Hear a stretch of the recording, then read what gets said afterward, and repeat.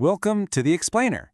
If you've ever built this amazing analytical model only to watch it just sit there, this one's for you. Today, we're talking about how to translate those powerful models into real-world business actions. All right, let's dive right in. We're going to start with what I like to call the analytics last mile. And honestly, this is often the hardest, most crucial part of the entire analytics journey.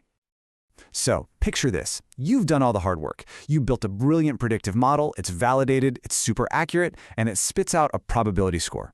Awesome. But now what? What do you actually do with that number?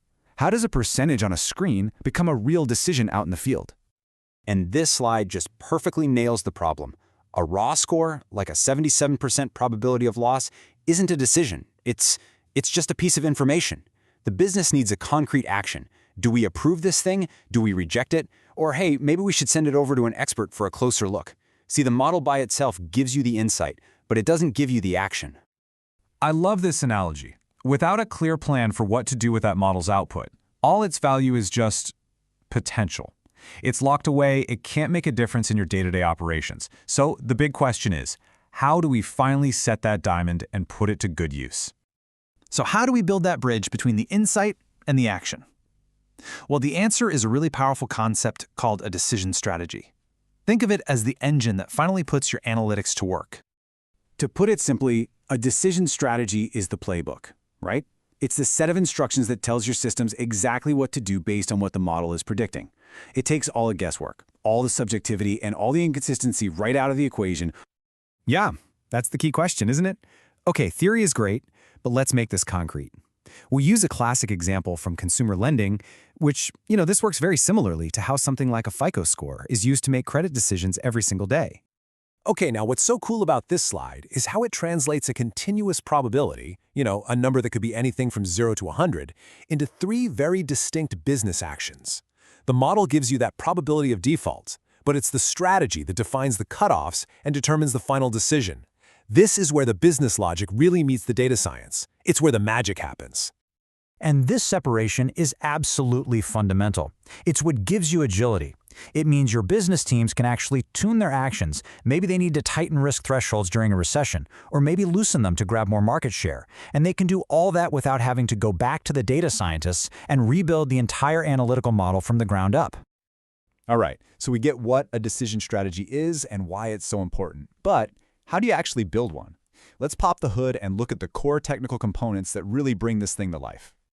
It really boils down to these three key parts. First, you need an analytical engine. This thing crunches your historical data to figure out what the rules should even be. Then you need a decision engine to execute those rules on live transactions, right now in real time. And finally, you've got to have the system integration to connect everything so it works seamlessly with the systems you already have. This number right here, 62%, is basically the beating heart of our decision strategy. And a cutoff value like this is never arbitrary. It's not just a guess. It is an analytically derived threshold that's found by digging through historical data to find that perfect balance point. You go higher, you might reject too many good customers. You go lower, you might be taking on way too much risk. Getting this number right is where your business's appetite for risk meets the cold, hard math of your data. And the real power, the game changer, comes from automation. When you lock this logic into a decision strategy, you make sure that every single transaction, whether it's the first one of the day or the 1,000th one in the middle of the night, is evaluated consistently, objectively, and against your best data-driven strategy. But the impact here goes way beyond just the tech and the automation. It fundamentally changes how people work and how expertise gets shared across an entire organization. I absolutely love this idea. A knowledge worker isn't just someone with a fancy title who looks at dashboards all day. In this world, it's your frontline employee, someone who is empowered by data-driven guidance to make better, more consistent, and more valuable decisions as part of their everyday job. And this is what that looks like. Instead of people relying just on their own personal experience or a gut feeling, every employee is equipped with the collective, distilled intelligence of the whole organization. The strategy gives them a clear recommendation for action, which frees up your real experts to focus only on those super complex, tricky cases that fall into that manual review bucket. So this really brings us to a crucial question. It's time for a little gut check.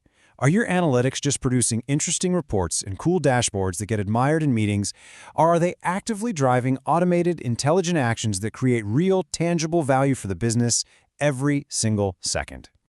And that is the key takeaway for today. A great model, that's just the start of the story. The real competitive edge isn't just in having the best prediction, it's in having the best strategy to act on that prediction. So maybe the final question to ask isn't how accurate is my model, but how intelligent is my action?